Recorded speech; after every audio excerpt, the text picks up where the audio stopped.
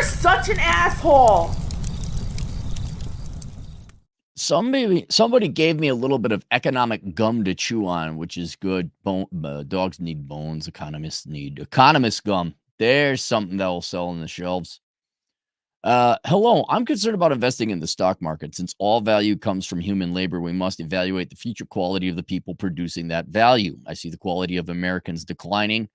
And forget equality, just how many of them are working, you know? I wonder if I should entrust my retirement to them. I don't foresee Americans refraining from demanding free benefits, which only adds to the national debt now at 36 trillion. I fear that interest on the debt will eventually consume entire years of tax revenue. As a concerning fact, we now spend more on interest than defense. Hey, but a bunch of liberal white women were happy that we got to support the parasites of our society. So at least they're happy. And that's all important, okay? I also foresee a future where people pushing the fat is beautiful movement will demand free health care. Forget the free. I know it's going to be a drag on the economy. You want to talk about where the biggest beautiful movement is really going to cause inflation? I'm not even slightly joking about this. Go get my book where I got it. It's tucked under. You know what? Let's hang on. Can I do the Jenga piece? Pull this out from all the other shit that's on top of it. Wow, look at that. I went to college. A world without men. You want to talk about how I'm not kidding. I am not kidding. Fat, unattractive women will demoralize men from not working at all. We're going to print off more money because free gimme that's because girls got to be happy, right? You got to be happy giving poor people and people who don't work all of everybody else's money, right? We're going to print off more money. Guys aren't going to be motivated to work. And then you're going to have not only a bunch of money flood in the market, but you're going to have a drop in production. I know I have made that connection. I know it sounds like a bit of a stretch. It's not. It's not a stretch. You want production, you want inflation to go down by the fact there's more stuff per unit of dollar being printed off. Go motivate men some more. I wonder how we motivate men. Yeah, so you're looking at laziness and cost where everyone's obese. I'm looking at, dude, if people get look, they're already demoralized enough. If you want to get fatter, your army is not going to go to war, let alone to the factories to work. That's a Scooby-Doo mist. I don't know why men aren't working. Well, they get on CNN, have them ask the question. I just don't get it. Moreover, I noticed more young men dropping out of the workforce. That's right. This is particularly troubling because it's men who typically produce most tangible value outside of child rearing. Yep, go get that book. I'm not joking. And look, I know everyone wants to believe what they want to believe, and they're going to call me names. Dude, that book is quoting Department of Labor data. I didn't come up with it. I didn't even manipulate the charts or nothing, right? I just reported the data they got. It's really straight out of their spreadsheet.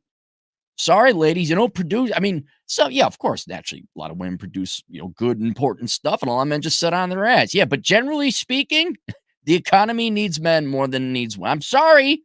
Sorry. Wait, I'm not sorry. Go take it up with the Department of Labor. Yeah, it is. I wonder, huh? This is particularly troubling about for the few children being born. Many parents seem content to give them an iPad instead of engaging with them. Yes. Eventually, these iPad-raised children will be the ones running corporations one time. Eventually, who do you think's running them now? Not to slam on it because it's my generation, but you got the Nintendo generation and the divorce generation and latchkey kid corporation generation running the corporations.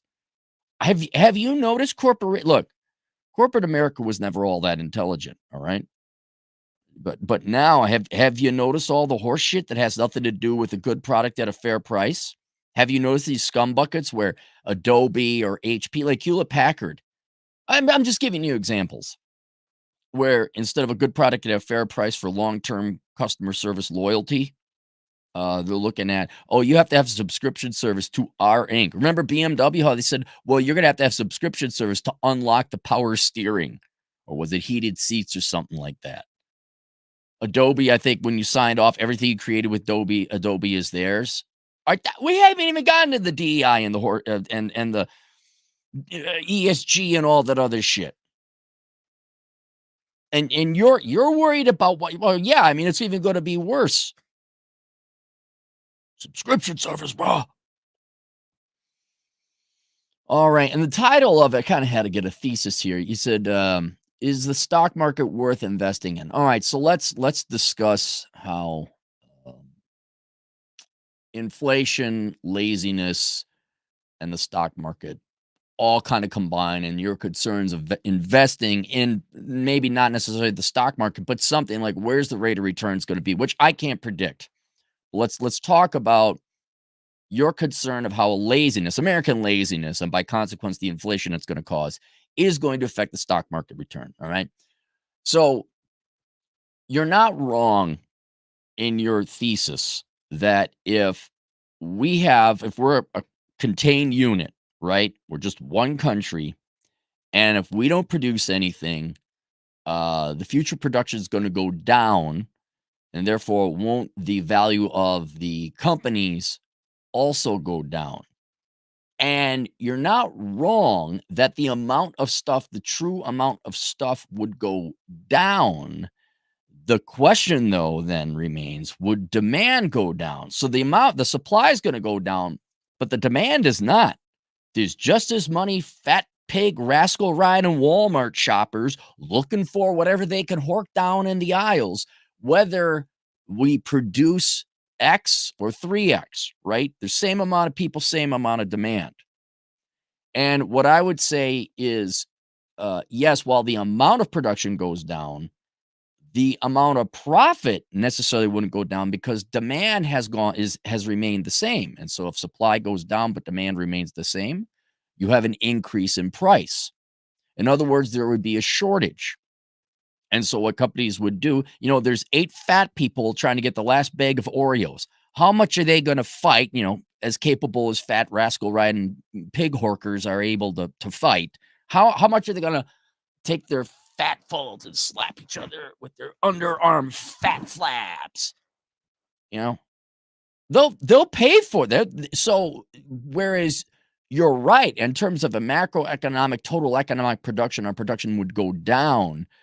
The only thing on the market is what these corporations are producing, whatever the producers are producing, and with demand not going down, assuming it maintained and we just printed off all the money in the world, that money would then go to buy that last bag of Oreos for a very pretty price. And this is not to jump ahead of my point, but you have to understand that what this tells you is that stock markets are kind of naturally hedged against inflation. If you want, interestingly enough, go look at the Venezuelan stock market when Hugo Chavez took over, and more recently Maduro, or the Zimbabwe stock market. They go up along with asset prices and everything else because they're actually generating assets. It's really more of a function of how much more money did we print off. Stock markets, furthermore, have further hedge against inflation because they're actually producing the new stuff. I mean, the governments don't produce stuff. People sitting on their ass collecting welfare don't produce stuff, but corporations with whatever employees they do have produce stuff. And that since that stuff is in the future, right? They have yet to produce it. The money that we're printing off today will already be circulating into the economy. It will drive up producer prices, what the cost they pay.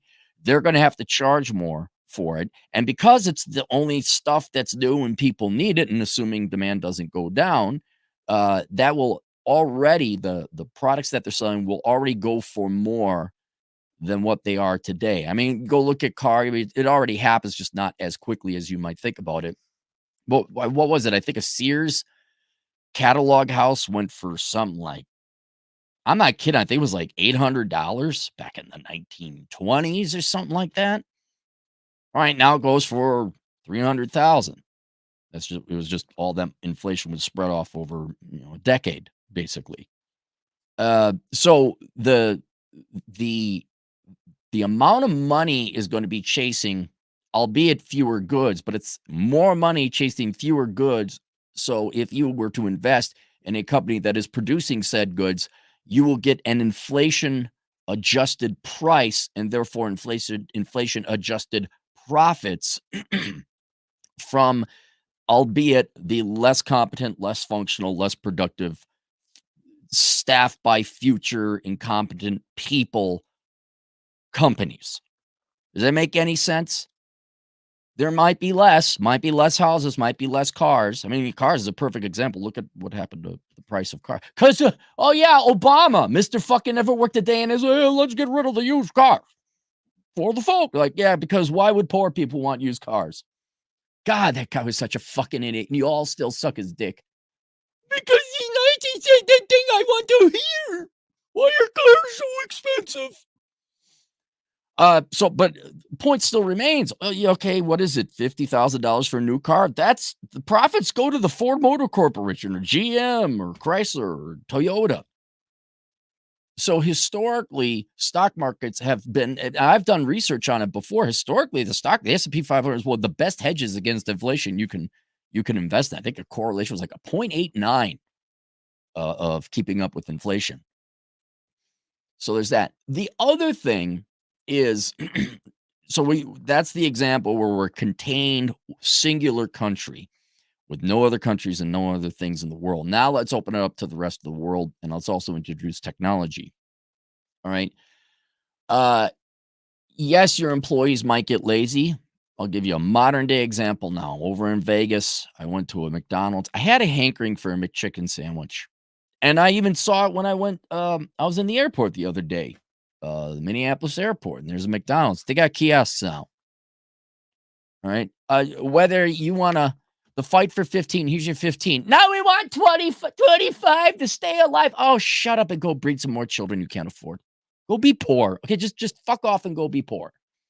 And McDonald's says, fuck that. Here's our kiosks. And now you order the kiosk. And I remember ordering it in Vegas, and I was very kind of impressed where it was a big, whoever designed it had the right big, you could see it. Old people can see it. You hit the boop, boop, boop, boop, the touch screen works, and there's a handful of people behind, maybe two, usually one person at the front, just giving you, they're just shuffling the food from the kitchen to the desk. So yes, you're right. Americans are getting fatter. They are getting lazier. And hey, that's not an opinion. It's not an opinion. It's true. You're all working less. You're all working. Fewer of you are working. Fewer of you, you're working fewer hours, and you're all getting fatter. All of you shut up. It's not an opinion. If your fifis are hurt, that's a you problem. Right? I am not speaking the truth. So if Americans are going to become fatter, lazy, or not, they can be swapped out with technology. This has always been going on. Look at the Luddite revolution. God, what was it? The 1600s, maybe the 1800s? I don't know. It was a long time ago in the United Kingdom. But yeah, if people become too expensive or too problematic or too sue happy, they just become petulant little adult children, which increasingly they are. I'd be more worried about that, where everything is offended. I'm suing you for discrimination. I'm suing you. We're done. I'm just going to go overseas. Yeah. So you could start, especially as technology advances, you could start swapping out machines or technology for labor, or you get vice versa. You swap out the humans for machines or software or whatever else, or touch screens. That's always been the case. So, okay, fine. If Americans or any group of people in general become so lazy they're no longer profitable, well, you've reached that critical point. They're no longer profitable, so we're not going to hire them. Now we must find an alternative, and now they do find alternatives, usually replacing with technology, or a lot of times they just leave, like a California company, just fuck it, we're out of here. And then now we introduce the second variable you haven't thought about, and that is outsourcing to foreigners. Right? Yeah, Americans who grew up on iPads or Nintendo and got the attitude, I'm the greatest fucking thing ever. There was a gal on Twitter, and she's, I mean, no joke. She'd say, look out, world. This POC, I had to look it up because it was relatively new, person of color, is going to be a new business leader, because she was graduating from none other than the Carlson School of Management. She was an Asian gal, and you could see that the most important thing they taught her from K through college was that she was a person of color. Not that she had any skills, not that she had any talent. That person is not only worthless, but dangerous. Because if you fire that person, it's not because she didn't show up on time or didn't do her job right. Nope, it has to be because you're a wascally racist. And who's gonna hire an insufferable pain in the ass like that?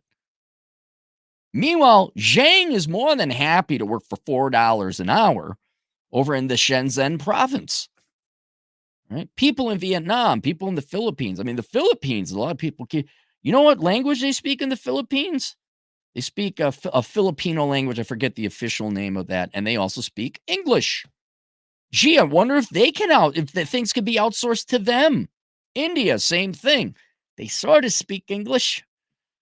I don't know what it may because they spend time here. When you get the immigrants from India, whether they're temporary or actually moving here to become Americans, I can understand them. Overseas, I'm like, what the fuck?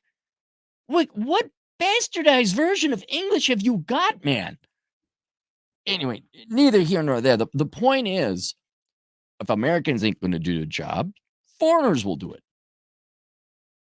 And corporations have been on this gig for quite some time. They've outsourced all the manufacturing. They've outsourced everything they can if they can make a dime. Which again, I'm a little bit against. Hey, you want to run an American company? You're going to hire American labor. Kind of just me, but it's a different topic. But at the same time, I can understand the viewpoint of an American employer. Like, my God, all these college graduates think that they're entitled to free shit. They know better than me, and they're going to sue me because but boss, that's a white guy. He ain't going to see. What's he going to sue you for discrimination? He just claimed he was pansexual or he had the autism. You got a bunch. Really, you have a bunch of adult crybabies who are very lawsuit prone, very legal risk, and then also the work ethic is shit.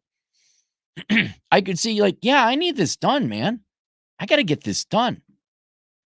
And so, whereas we go with your thesis, people are going to get worse and lazier, more irresponsible, therefore they're not going to be as productive.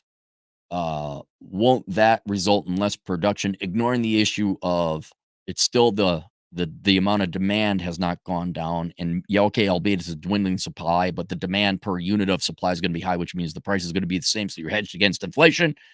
Therefore, in theory, the stock price would go up. I would also argue that companies are definitely less and less reliable or reliant upon American labor. So, yeah, okay. A perfect example mowing yards, shoveling driveways, basic landscaping and house maintenance, and picking fruit and working fast food. All right. That used to be way back in the day, high school American kids would do those jobs, right? They're too good for that. This is going 30 years ago. This is my generation. Right? Now we have immigrants coming in and doing it. And some of them are making a good living doing it too. Hey, you're going to be snooty. You're not going to pick strawberries. You're not going to work McDonald's. Fine. Here's Juan. Whether you like it or not, illegal or not, he's willing to show up and do the fucking job. And the fact they cram 18 people into a one-room garage with a latrine outside, they got very low cost of living. Their operating costs are much lower. They can outbid Madison, who requires 25 to stay alive. And so you are going to rely on some domestic labor a little bit, but especially production. Well, we don't produce anything in here anymore. It's over in China. So corporations are very flexible, especially in a global economy where they can. Oh, the American. I mean, the steel. We used to have a steel industry. I don't think we do anymore. I think it's Korea and Brazil, maybe. If we can't get it here in the United States, fine, we'll go overseas and we'll get it. We'll probably get it cheaper. Maybe not as high quality, but or on par quality, but we'll at least get it. And so American corporations and their productivity are less and less dependent on domestic labor and domestic supply. Now, where it would have an effect, there is no company that can operate in the US or any other country and be 100% dependent on labor outside of it. You need some form of management, and that's where things are. I mean, That's where the biggest efficiency loss would be. Just go look at Kathleen Kennedy and Bob Iger over at Disney and the horseshit movies they make. All right.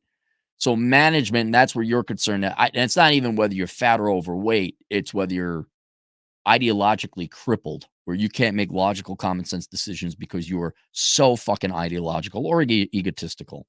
That's my main concern. But also transportation, right? Okay, China might be making cars. Well, you got to get it here. The first thing they greet is the longshoremen, which again, I don't know too much about it, but didn't they just go on strike already? Didn't they want more for less? I don't know. They could be actually getting screwed over. I don't know. But already you're dealing with American entitlement, right? You're already starting to deal with American labor. The longshoremen take it off the boat. They put it on the truck. They're not all going to be Alex Pitino, a truck driving Latino agent in the field. They're not all going to be him. There's good. One, there may not be enough of him, right? I think, the reason CDL and truck drives because there's not enough. And so now they're going to drive it. Now your concerns about competence and willpower or the will to work starts coming in. How many people are going to go get their CDL versus if we just printing off the gimme that's and they could go play their video games and hork their Adderall. All right. So one, you got a shortage of truck drivers. And then what kind of truck drivers? Dude, I remember when truck drivers were relatively competent. Now I'm looking around like, what in God's name? And I don't work in the truck driving industry. Obviously, Alex could talk about this more competently about the quality and caliber. Is it going up? Is it going down? But you're talking now. Alex, he picks up his load from the longshoreman. Alex goes on and he drops it off at the Target Corporation.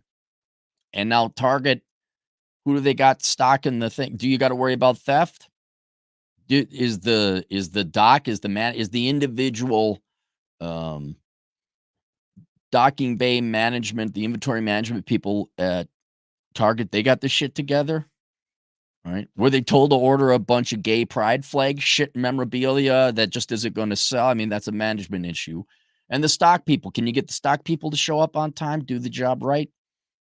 What about cashiers? I'm doing a pretty quick from China to the consumer's hands here. All these different choke points, all these different points of failure that the American laborer, the American worker can fuck up. So you got the person that stocks it. Do they stock it right? That we don't know. Then you got the checkout people. All right. The checkout people already. I've never heard about checkout people unionizing, I think. And I love the self-checkout lanes. I love the bachelor lanes. But then you got the checkout people that kind of are they doing their job right? Or can we swap them out for technology? That's just 5 points of failure. I can't imagine what's like having a car, having software, medical devices, food. I don't know. I mean, there's a lot of different points of failure for food, I guess. But if you have, I am not worried. They're all points of failure, potential points of failure. My main concern is not the checkout lady or the truck driver or the longshoreman. My concern is corporate management not listening to the market, not delivering what the people want and need, and putting in both their ego and their politics ahead of everything else. That's what I'm concerned about. That is what is going to really cause the lower standards of living. You see it in video games and movies, but you also food, for example. A lot of you are very aware of all the different chemicals and the shit and I'm not a big conspiracy guy, but I do know American food is lower quality shit than other countries' food. Hey, bro, this is where you gotta be concerned. If we cut it out and we put this chemical in there, we can make an extra 0.05%, bro. That is where your inflation is going to come in, not in part because of the lower quality goods, but also in where your goods don't last that long, and you got to constantly buy. The designed failure, what do they call it? The engineered failure, engineered replacement, engineered temporariness. And so now we got to buy a lot more, but that just means more profit for these corporations. So what ends up happening is because corporations in general are the only entities that really produce any good, humans just merely existing don't produce things and goods. Government doesn't produce anything. They just take money from one group of people and give it to the other, right? All production comes from corporations. And if the demand doesn't change, your profit per unit of stuff, even if it goes down, will go up because the demand is going to drive it. So there's this natural hedge. Additionally, all future prices being paid will be inflated dollars, which provides a natural inflationary boost through the profits of the corporation. And then you add the flexibility that corporations can use both technology and foreign labor and foreign sources to keep their profit margins up. Yeah, I would not be that worried about the overall stock market not being able to keep up with inflation. Now, what you got to worry about is and this is not because she's a Democrat. It's because it is a stupid idea that has no bearing in reality. And if you make decisions that are not based in reality, you're going to fail. But both Elizabeth Warren, a worthless, truly worthless, lifelong academic hack, uh, who's a senator, I believe. This is how dumb they are, people. This is again kind of corporations, the leaders making stupid decisions. Here's where the government kind of come in and fuck you all, especially you Democrats, who have government. You have pensions, right? You'd like that, right? Elizabeth Warren and Kamala Harris. I think Kamala more to make it sound they wanted to tax unrealized gains. It doesn't work that way. There's no money. Just okay, I buy a stock at $10, it goes up to $40, right? I got a fourfold increase in my value. I don't have 4 times the amount of money. Matter of fact, I got less money because I had to buy all those shares at $10 a share. Now my shares went up to $40. I don't have money. And they say, oh, well, you had an unrealized gain of $30 per share. Right. You need to pay us 15% of that unrealized share. With what money? I don't have the money. I haven't sold my investment yet. Yes, it's $40 now, but it might drop down to 20. I haven't cashed in yet. How can I pay taxes when I haven't made any profits? And what they're saying, we don't care. You got to come up with the money anyway. So what that's now, unless you got the money hanging around, okay, here you go. And you're actually very rich. What do you got to do? What's the vast majority of people got to do on unrealized gains? Well, what you got to do is you got to sell some of your shares to raise the money to pay the unrealized capital gains tax, right? What do you think is going to happen when people are forced to sell? And here's the other side of that. You can't just sell, right? What do you need on the other side of that transaction? You need someone to buy. Well, if you want to go and stick it to the rich and force them to sell all their shares so they can raise the money to pay taxes on unrealized capital gains, you know what that's going to do to the stock market and stock prices? That will tank it. If I'd be worried about something, I'd worry about the government getting in there and taxing unrealized gains because they are truly that stupid. They don't know what would happen. That would tank the stock market because people would say, wait a minute, I'm going to go buy a share of stock in the hopes to make some profit down the road where I sell it, right? But and the stock prices go like this over time. But I got to pay taxes on it if it happens to go up, but I didn't sell it. What if it goes down? Do I get my money back? And you know what people are going to do? They're not going to invest in the stock market. Say, fuck, I don't know. And you all think, well, that's what rich people do. Ha ha, stick it to the rich. I'm sorry. Do you have a 401k? Or for you Democrat pension government workers, do you have a thrift savings program? Do you have a 457 or a 403b? Do you have a pension? Guess where all that money's invested? You don't just give them the money, it sits there, and then they pay you later. They throw that money into the stock market. So guess what's going to happen to your pensions, your 403bs, and all your retirement plans? They're going to go down. If you Democrats gave a flying fuck about how the real world works, or if you're so blind by envy and greed because you got a micro dick of envy. Oh, you got money, okay, fine. By all means, go get your unrealized capital. That'd be hilarious to see how that happens. Why are stock markets collapsing? Why are the asset prices collapsing? That's what I'd worry about. But yeah, there's kind of like a natural, you push down on the seesaw this way, this goes up. There is a natural counterbalance that, if you produce all the future goods of an economy, it almost doesn't matter what you do today in terms of monetary policy and laziness and all that. They're still the only ones producing all the things that have value in the future. And since it's the only things that have value in the future, everything you're going to want at that moment in time is going to ultimately determine the price, which if you print off money and there's less you're going to be paying a lot more.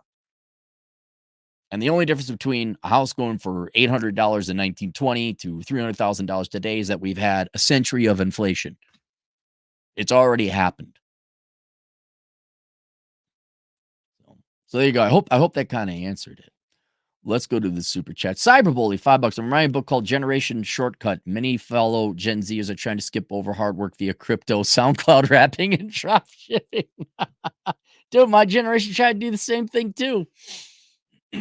They all were going to become journalists. They all were going to become political science majors. They were all going to go work nonprofits and say they're all going to become teachers. Teachers, we're going to save the future. Man, you leftists are real bad at doing anything good or saving anything. You just make it worse. Oh, yeah. Cyberbully, $5. Lots of people mailing it in at work as well, including me. See, and this is where at the same time, I could be sympathetic towards Gen Z. Because the amount of educational requirements is stupidity, and they're dumb. Business leaders are dumb, and they're arrogant. I totally get why Gen Z is like, fuck you. But it's like you all both deserve each other. It's like watching a couple where the husband and wife are both fat pieces of shit, kind of argue and break up. It's like, yeah, they're probably not meant to be together until both of them go back and work on their problems. Yeah, you shouldn't be in a relationship. There will be no employment. Whether I do well or poorly doesn't matter. I'm already applying for next job on day one. Yep. No, there really is. Again, Gen Z and Gen Alpha.